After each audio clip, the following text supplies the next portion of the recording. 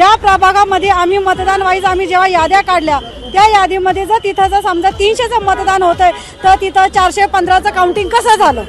Election कमिशनवरती विश्वास आहे, पण ज्या पद्धतीने इलेक्शन कमिशन हिला भाजपने घरगडी म्हणून ठेवलेला आहे त्यामुळे हा कुठेतरी जनतेच्या मनातनं विश्वास हा उडत चाललेला आहे। हे सरकार जे काही निवडून आलेलं आहे हे मतांच्या चोरीहून निवडून आलेलं आहे। माझं पवित्र मत मी महाविकास आघाडी दिलं, महाविकास आघाडीला दिलं, पण झालं काय की त्या मशनीमध्ये कुछ तो भी गडबड है दया, कुछ तो भी गडबड है। आज नव्या सरकारचा शपथविधी होत असताना पुण्यामध्ये मात्र विरोधी पक्ष जे आहेत त्या पक्षाच्या सर्व कार्यकर्त्यांनी नेते मंडळींनी येऊन एकत्र येऊन ईव्हीएमच्या विरोधात मोठं असं आंदोलन सुरू केलेलं आहे। या आंदोलनामध्ये सहभागी असणाऱ्या काही कार्यकर्त्यांशी पदाधिकाऱ्यांशी आपण संवाद साधणार आहोत, नेमके त्यांच्या भावना काय हे आपण जाणून घेणार आहोत। नेमकं काय घडलंय या ईव्हीएम बाबत, तुमचं आता नेमकं म्हणणं काय? आज शपथविधी होतोय, हे सरकार जे काही निवडून आलेलं आहे हे मतांच्या चोरीहून निवडून आलेलं आहे, कारण इतकं पाशवी बहुमत हे आजवर महाराष्ट्रामध्ये कुठल्याच सरकारला त्या ठिकाणी मिळालेलं नव्हतं। आणि महाराष्ट्राचे जर काही इथून मागचे प्रश्न पाहिले तर महाराष्ट्रामध्ये निर्माण झालेलं धार्मिक तेढ, त्याच पद्धतीने जाती जातीमध्ये होत असलेल्या दंगली, महाराष्ट्रामध्ये वाढणारी महागाई, महिलांवरचे अन्याय अत्याचार, या ठिकाणी होत असणारे ड्रग्सचा मोठ्या प्रमाणावरती व्यापार, या सगळ्या गोष्टी लक्षात घेता महाराष्ट्रातील जनता ही इथल्या युती सरकारवरती पूर्णपणे नाराज होती। जरी 1500 रुपयांमध्ये मतं विकत घेण्याचा प्रयत्न या युतीच्या सरकारने केलेला असला तरी सुद्धा संपूर्ण जो महिला वर्ग होता तो महिलांच्या सुरक्षिततेच्या प्रश्नावरून या सरकारवरती नाराज होता आणि त्याच्यामुळे या मशीनमध्ये घोळ करून घोटाळा करून हे सरकार आज या ठिकाणी चुकीच्या पद्धतीने सत्तेवरती बसलेला असा आमचा आरोप आहे। जर हे खरंच सत्यवादी असते तर मरकडवाडी मधल्या नागरिकांनी, तिथल्या मतदारांनी जी भूमिका त्या ठिकाणी घेतलेली होती त्या भूमिकेला हे सरकार सामोरं गेलं असतं, परंतु बॅलेट पेपरवरती त्यांनी जी काही मतदान तिथं होऊन दिलं नाही, इथल्या गृह विभागाचा, पोलीस प्रशासनाचा हे सरकार मागच्या कित्येक वर्षांपासून ज्या पद्धतीने उपयोग करतोय, काल सुद्धा मरकडवाडीमध्ये त्या पद्धतीने त्यांनी उपयोग केला आणि तिथल्या मतदारांना बॅलेट पेपरच्या निवडणुकीतून त्या ठिकाणी मतदानापासून त्यांनी वंचित ठेवलं आणि त्यांचा जो काही खोटेपणा होता तो त्या ठिकाणी उघड होऊ नये यासाठी त्यांनी पोलीस प्रशासनाचा त्या बळाचा वापर केला असा आमचा स्पष्टपणे आरोप आहे। आणि त्यामुळे या ईव्हीएमच्या ज्या पद्धतीतून हे सरकार निवडून येते त्याला आमचा विरोध आहे, इथून मागेही होता। त्यामुळे ही पद्धत नष्ट होऊन त्या ठिकाणी बॅलेट पेपरवरती आज आपण पाहिलं तर अमेरिकेसारखा देश सुद्धा अत्यंत प्रगत राष्ट्र देशाच्या बाहेर आहेत, परंतु ते सुद्धा बॅलेट पेपरवरती निवडणुका घेतात, परंतु भारत हा एकमेव त्या ठिकाणी राष्ट्र आहे की त्या ठिकाणी बॅलेट पेपर ईव्हीएमच्या माध्यमातून निवडणुका घेतं। त्यामुळे ही पद्धत बंद होऊन लोकशाही जर आपल्याला टिकवायची असेल तर त्यासाठी बॅलेट पेपरवर निवडणुका झाल्या पाहिजेत अशा प्रकारे। बॅलेट पेपरची सिस्टीम चेंज होऊन ईव्हीएम कधी आलं, काय आलं त्याबद्दल माहिती आहे का? जरी बॅलेट पेपर चेंज होऊन ईव्हीएम जरी काँग्रेसच्या काळात आलेलं असलं तरी सुद्धा अशा प्रकारचा गैरवापर कधी त्या काळात झालेला आपल्याला दिसला नाही। त्यामुळेच मी सुरुवातीला सांगितलं की असं पाशवी बहुमत जे ते त्या ठिकाणी मिळालेलं आपल्याला दिसलं नाही, कारण इलेक्ट्रॉनिक मशीनच्या माध्यमातून मिळालेली मतं, ज्या दिवशी मतदान झालं त्या दिवशीची मतं आणि काउंटिंगच्या दिवशीची मतं ह्यामध्ये तफावत 2019ला सुद्धा लोकसभेला विधानसभेला आपण पाहिलेली आहे, आता सुद्धा त्या पद्धतीने आहे। मशीन सुद्धा ज्या 99% चार्जिंग या काउंटिंगच्या दिवशी त्या ठिकाणी असतात, त्यामुळे निश्चितपणाने याच्यामध्ये घोळ आहे असा आमचा स्पष्ट आरोप आहे। एका बाजूला आज शपथविधी होतोय, दुसऱ्या बाजूला तुम्ही आंदोलन करताय, तुम्हाला असं वाटतं का की हेराफेरी झाली? 100% त्या महाराष्ट्रातील जनतेला सुद्धा माहिती की हेराफेरी झाली। आम्ही ज्या भागात जातो त्या ठिकाणी आम्हाला प्रश्न केले जातात की बाबा कसं काय हे असं घडलं। 2014 साली ठीक आहे आम्ही मान्य करू शकतो, त्यावेळेस यांनी महागाईचा, महिलांवरचा अशा काही गोष्टी पुढे आणून त्यांनी विजय मिळवला असेल, परंतु आता 2024 जी इलेक्शन होती ह्यात असं काहीच नव्हतं। उलटा आता महागाई वाढली होती, बेरोजगारी होती, महिलांवर अत्याचार वाढले होते, कोयता गँग या पुण्यात महाराष्ट्रामध्ये सर्वात फेमस झालेली, तरी असा निकाल लागणं आम्हाला अनपेक्षित होतं। त्यामुळे या महाराष्ट्रातील देशातील जनता अतिशय नाराज आहे आणि सर्वांना देखील माहिती, आज तरी जे शपथविधी मोठ्या उत्साहात घेत असले तरी आज महाराष्ट्रातील जनतेला माहिती की हा विजय हा दडपशाहीने केला। शपथविधी होत असताना रुसवे फुगवे पाहायला मिळतात, हा त्यांच्यात आता असणारच ना, साहजिक आहे। पहिल्या मुख्यमंत्र्यांना थोडं वाईट वाटणारच ना, की बाबा मी मुख्यमंत्री होतो आणि आज मला उपमुख्यमंत्री आहे, म्हणजे आधीच्या मुख्यमंत्र्यांसारखंच झालेलं आहे. त्यामुळे त्यांचे प्रत्येक तिन्ही पक्षाचं सरकार आहे, तर त्यांच्यात नाराजी आहेच. आम्हाला वाटण्याचं काय, तुम्ही महाराष्ट्रातील जनतेला सुद्धा हा प्रश्न विचारा की त्यांच्यात कुठंतरी मतभेद आहेत. महायुतीचं जे आता सरकार आले तर त्या सरकारला येण्यामध्ये महिलांचा खूप मोठा वाटा आहे असं महायुतीकडनं वारंवार सांगण्यात येत आहे. यात तथ्य आहे का, तुम्हाला काय वाटतं? मी एकच बोलू इच्छिते की तुम्ही आता बोलले की लाडक्या बहिणींमुळे किंवा महिलांमुळे हे मोठं यश आलंय. मी एक बोलू इच्छिते की मागच्या काळात काही बदलापूरच्या घटना असतील, महिला सुरक्षतेच्या घटना असतील, तर ते तुम्ही फक्त 1500 रुपये देऊन कुठल्याही महिलेला गप्प नाही बसू शकत. आणि हा रोष जनतेचा होता, जनतेमध्ये होता. तर मी कम्प्लिटली डिसअग्री करते ह्या गोष्टीला की महिला फक्त 1500 रुपये ह्या मुद्द्यावर, लाडक्या बहिणीच्या मुद्द्यावर सरकाराला त्यांनी निवडून आणलंय. कारण की सुरक्षतेचा सर्वात मोठा विषय असतो की 1500 रुपये खिशात असून तुम्ही सुरक्षितच नसाल बाहेर जाताना, तर मग त्याला काही अर्थ नाही राहत. महिलांनी त्यांना म्हणावं त्या प्रमाणात मतदान केलं नाही असं तुम्हाला म्हणायचं? नक्कीच. आता याबरोबरच झारखंडच्या पण निवडणुका झाल्या होत्या. सत्ताधाऱ्यांकडनं असं सांगितलं तर झारखंडमध्ये ईव्हीएम बरोबर आहे, तर मग महाराष्ट्रात ईव्हीएम मध्ये फॉल्ट झाला हे कसं काय? आता मागे राजस्थान, छत्तीसगड, तेलंगणा ह्या देखील निवडणुका झाल्या, तर तुम्ही त्याच्यात देखील ट्रेंड पाहिला असेल की एका राज्यामध्ये काँग्रेसचं सरकार येतं, बाकीच्या 2 राज्यांमध्ये बीजेपीचं सरकार येतं. आता देखील तोच ट्रेंड झालाय की महाराष्ट्रामध्ये बीजेपीचं सरकार आलंय किंवा महायुतीचं सरकार आलंय, झारखंडमध्ये दुसरं सरकार आलंय, ऑपोजिशनचं सरकार आलंय. तर मग हा ट्रेंड कसा आहे, जोपर्यंत तुम्ही ईव्हीएम किंवा मशीन मॅन्युप्युलेट करत नाही, इलेक्शन कमिशन मॅन्युप्युलेट करत नाही, तर हा सतत जो ट्रेंड दिसतोय अख्ख्या देशात होणारा, तो तुम्हाला दिसलाच नसता. मग आपल्यासोबत आणखी काही महिला आहेत, आपण त्यांच्याशी संवाद साधला तर पुढे काकांशी संवाद साधूया. मुळात म्हणजे महत्वाचं, ज्या ईव्हीएम मशीन ह्या गुजरातवरनं कशासाठी आणल्या, याचं कारण एकच कारण आहे की मशीनमध्ये हेराफेरी करायची आणि हा हेराफेरी करून हा विजय मिळवलेला आहे. आज महाराष्ट्रातली तमाम जनता, एक तर महागाईचा प्रचंड अपडोम, प्रचंड बेरोजगारी आणि प्रचंड महिलांच्यावर अत्याचार, एवढं ह्या महायुतीच्या सरकारच्या बद्दल चीड असून सुद्धा हे असं होता कामा नव्हतं. आज हे आम्ही माझं पवित्र मत मी महाविकास आघाडीला दिलं.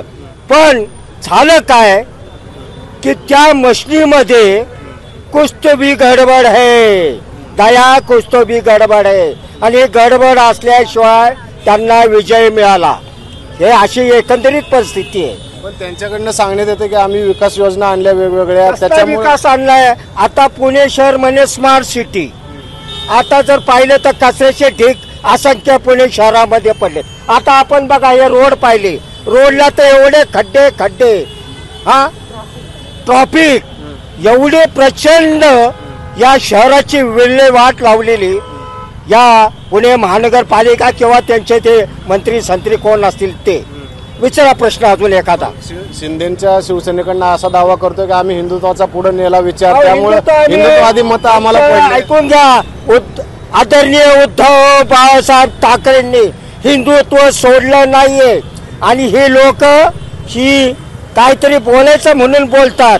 आज माझ्यासारखा माणूस 72 वर्षाचा तरुण शिवसैनिक, मी हिंदुत्व सोडले नाही. आणि हिंदू खतरे में नाही हो, हिंदू कुठल्याही देशातला हिंदू खतरे में नाहीये. ही फक्त हे एक बोलण्याचं कारण आहे, विरोधी पक्षाचा राजकीय स्टंट. आपण काही महिला आहेत त्यांच्याशी संवाद साधूयात. हे जे सरकार आले, हे सरकार येण्यामध्ये महिलांचा मोठा वाटा आहे असं महायुतीकडनं सांगण्यात आहे, काय तथ्य? तुम्ही म्हणताय की महिलांचा मोठा वाटा आहे, त्यांनी ज्या योजना आणल्या सगळ्या फसव्या योजना आणल्यात. आजच्या तारखेला जर बघितलं, आज न्यूज झालेली 3,90,042 अर्ज बाद झालेले आहेत. मग तुम्ही कुठल्या योजनांचं भांडवल करता?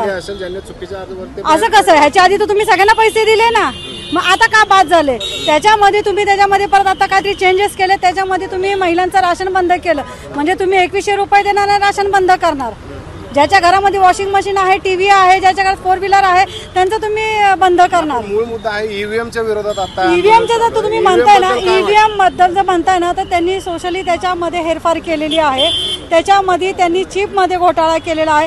जर आमचं मतदान जर महाविकास आघाडीला जात आहे तर मग आमचं झालेलं मतदान त्यांच्या ह्याच्यामध्ये कसं, ज्या प्रभागामध्ये आम्ही मतदान वाईज आम्ही जेव्हा याद्या काढल्या त्या यादीमध्ये जर तिथं जर समजा 300चं मतदान होत आहे तर तिथं 415चं काउंटिंग कसं झालं, हा मूळ मुद्दा आहे. म्हणजे इथं उघड होत आहे की इथं ईव्हीएम मध्ये घोटाळा आहे. जर त्या मशीनमध्ये जर 300चं मतदान आहे, त्याची कॅपॅसिटी जर 300ची आहे तर 415 काउंट कसे झाले, हा जर आम्ही प्रश्न विचारला त्याचं ते उत्तर देत नाहीये. म्हणजे याचा अर्थ की सपशेल त्याच्यामध्ये घोटाळा झालेला आहे. आणखी काही कार्यकर्त्यांशी आपण संवाद साधूयात. कशा पद्धतीने ईव्हीएम मध्ये घोटाळा झालाय असं तुम्हाला वाटतं? मुळातच ईव्हीएम मध्ये जो घोटाळा झालेला आहे ते वेळोवेळी विरोधी पक्षाच्या सर्व जे आमचे नेते आहेत त्यांनी सगळ्यांनी सांगितलेलं आहे कशा पद्धतीने झालं. काही आपल्या पेपरला जर आलेलं आहे, वृत्तपत्रामध्ये सुद्धा दाखल झालं की 94 ठिकाणी इथली मतांची बेरीज जुळत नाही. आणि शासनाचं म्हणा प्रशासनाचं म्हणा हे कामच आहे. लोकांची जी शंका असते ती शंका निरसन करणं हे इथल्या शासनाचं प्रशासनाचं काम आहे. काँग्रेसला बोलवलं होतं ना इलेक्शन कमिशनने बोलवलं होतं, त्यावेळेस सगळं झालं होतं. त्यांनी सांगितलं की मशीन तुम्ही हातात घ्या पण तुम्ही मशीन हाताळू शकत नाही. विदाऊट मशीन तुम्ही हाताळू शकत असेल तर आपण ते कसं काय करू शकतो.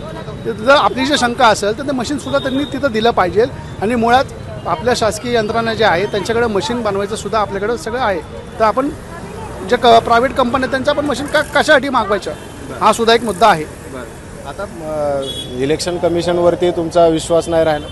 इलेक्शन कमिशनवरती विश्वास आहे, पण ज्या पद्धतीने इलेक्शन कमिशन हिला भाजपने घरगडी म्हणून ठेवलेलं आहे त्यामुळे हा कुठेतरी जनतेच्या मनातनं विश्वास हा उडत चाललेला आहे. जर इलेक्शन कमिशन म्हणा ज्या आपल्या स्वायत्त संस्था आहेत त्यांनी जर आपलं स्वायत्तपणा टिकून ठेवायचं असेल तर ह्या राजकारणाला बळी न पडता त्यांनी आपापलं म्हणणं हे योग्य वेळी मांडलं पाहिजे. त्यांनी स्वतः लोकांमध्ये जाऊन हे कशा पद्धतीने होत नाही हे त्यांनी सांगणं गरजेचं आहे. तर आपण पाहू शकतो की महाविकास आघाडीच्या कार्यकर्त्यांमध्ये मोठा रोष पाहायला मिळतोय. अजून आपण संवाद साधूयात. सर, ईव्हीएमच्या विरोधात आंदोलन सुरू आहे, नेमकी काय भूमिका आहे? मी खूप यांचं अभिनंदन करतो. काय यांचं आता सरकार बनतंय, पण हे जे भाजपचं नरेंद्र मोदींचं सरकार आहे हे किंवा हे देवेंद्र फडणवीसांचं सरकार आहे हे रामाच्या भरोश्यावरती आलेलं सरकार आहे. रामायणामध्ये एक उल्लेख असा आहे की सीतामाईच्या वरती जेव्हा प्रश्नचिन्ह उपस्थित झालं तिच्या कॅरेक्टरबद्दल तेव्हा सीतामाईने अग्निपरीक्षा दिली होती.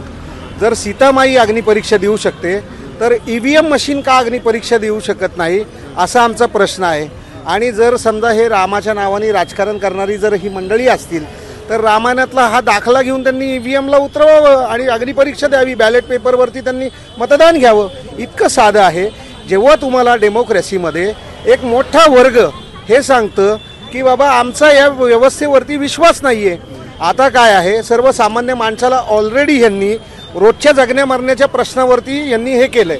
म्हणून सर्वसामान्य माणूस हा ईव्हीएमच्या विरोधात बंड करून येत नाही, कारण त्याला रोजचे प्रश्न त्याचे आहेत. सरकारकडनं सांगण्यात येते आम्ही जे जनतेच्या हिताचे निर्णय घेतले, लोकप्रिय योजना आणल्या, त्याच्यामुळे आम्हाला मतदान झाले. आम्ही विकासाच्या मुद्द्यावर जनतेमध्ये गेलो, विकासाच्या मुद्द्यावर आम्हाला मतदान. मी त्यांच्या ह्या म्हणण्याला मी खरं मानतो आणि त्यांनी स्वतःवरती विश्वास ठेवावा आणि बॅलेट पेपरवरती इलेक्शन घेऊन दाखवावं. आणि फार नाही पेपर घेतलं काय बॅलेट पेपरवरती जेव्हा त्याचं सरकारच्या कृतीचं खरं प्रतिबिंब दिसेल आणि ते खरं प्रतिबिंब यांना आरसा पाहायची इच्छा नाही आहे, कारण की यांचा चेहरा विद्रूप आहे. यांना जे वाटतंय ना की आम्ही जर एवढ्या चांगल्या योजना दिल्या, अमकं केलं तमकं केलं, बायकांना मूर्ख समजतात का? 7,500 रुपये दिले पण तुम्ही जो 1200 रुपयाला जो तेलाचा डबा मिळत होता तो 1500 रुपयाला, हे पहिलं बायकांना कळतं. त्यामुळे ते तुम्ही जे 7,500 रुपये दिले लाडक्या बहिणीचे, इतकं बायकांना मूर्ख समजण्याचं काही कारण नाही. ईव्हीएम आतापर्यंत जर महाराष्ट्रातलेच ईव्हीएम मशीन वापरले जात होते तर ह्यावेळी तुम्ही गुजरातमधनं का आणले याचा तुम्ही खुलासा करावा. सगळ्यात महत्त्वाची गोष्ट. दुसरी गोष्ट मशीन गुजरातमधून येस, ईव्हीएम मशीन गुजरातमधनं आलेत आणि ते का आलेत, निवडणूक आयोगाच्या आयुक्तांनी जर त्याला अपोज केला आहे तर तुम्ही ते ईव्हीएम मशीन का वापरले तर त्याचं तुम्ही आम्हाला पुरावे द्यावेत की हे जे वोटिंग झालंय हे खरं आहे. त्यासाठी तुम्ही काय इलेक्शन कमिशनकडे अर्ज केला, काय केला? हो, इलेक्शन कमिशनकडे अर्ज केलेले आहेत. जे उमेदवार आहेत इलेक्शन कमिशनने काय सांगितलं?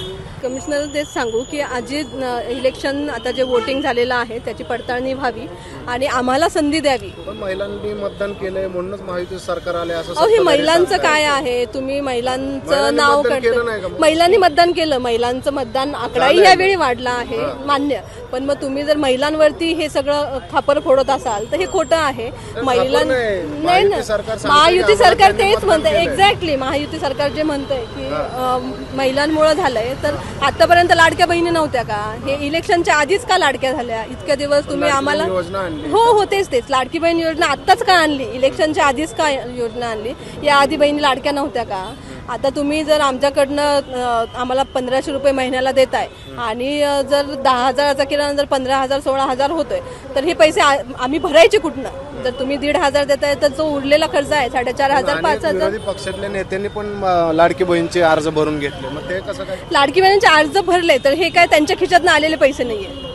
हे आमचा पैसा आहे, आमच्यासाठी वापरला जातो. तर त्यात आमच्यावर काय उपकार करत नाही. हा एक्झॅक्टली, नाही उपकार करताय म्हणताय ना. ते म्हणताय की आम्ही आमच्या बहिणीवर उपकार केलेत. आता एका आमदाराचं वक्तव्य हे आहे की आम्ही उपकार केलेत आमच्या बहिणीवर आणि त्यांनी आम्हालाच मतदान करावं, ही धमकीच होती. त्यांचं म्हणणं तसंच आहे की आमच्यावर उपकार केलेत बहिणीवर. आम्हाला उपकार नको आहेत, आम्हाला संरक्षण द्या, आम्हाला आमच्या लेकीबाळींना मोफत शिक्षण द्या, हे आमच्यावर उपकार होतील. तुम्ही 1500 रुपये देताय त्यावर आमचं घर चालत नाही. 100% शुअर आहे की ईव्हीएम मध्ये घोटाळा? एक्झॅक्टली, म्हणजे 100 नाही 200% आम्हाला शुअर आहोत आम्ही की हे झालंय, हे खोटं झालंय. प्रियंका गांधी जिंकल्या ईव्हीएम वरती? नाही ते प्रियंका गांधी ज्या जिंकल्या ते त्यांच्या ह्याच्यावर जिंकल्यात. त्या जिंकल्या कर्तृत्वावर. एक्झॅक्टली, हो तिथे ईव्हीएम मशीन मध्ये गोळ नाही. गांधीने राजीनामा द्यायला पाहिजे? नाही, प्रियंका गांधींनी का राजीनामा द्यावा? काही 10 निवडून आलेले आहेत, राष्ट्रवादीचे, शिवसेनेचे 20 आहेत, त्यांनी शपथ घ्यावी का मग? नाही, म्हणजे जर बाकीच्यांना आम्हाला जर तुम्ही विश्वास नाही. नाही मी बोलते जर आम्हाला जर तुम्ही संधी देणार असाल की तुम्ही सर्व ईव्हीएम मशीन चेक करा, तर आमचे जे आमदार निवडून आलेले आहेत ते जास्त मतांनी निवडून येतील ही आम्हाला खात्री आहे. ईव्हीएमच्या विरोधात एक मोठं जन आंदोलन उभारण्याची त्यांची तयारी दिसते. खूप मोठा आक्रोश या ठिकाणी पाहायला मिळाला. आता ही लढाई यापुढे कशा पद्धतीने लढली जाते हे आपण पाहणारच आहोत. या गोष्टीवर आपण लक्षही ठेवणार. तुर्तास इथंच थांबूयात. धन्यवाद.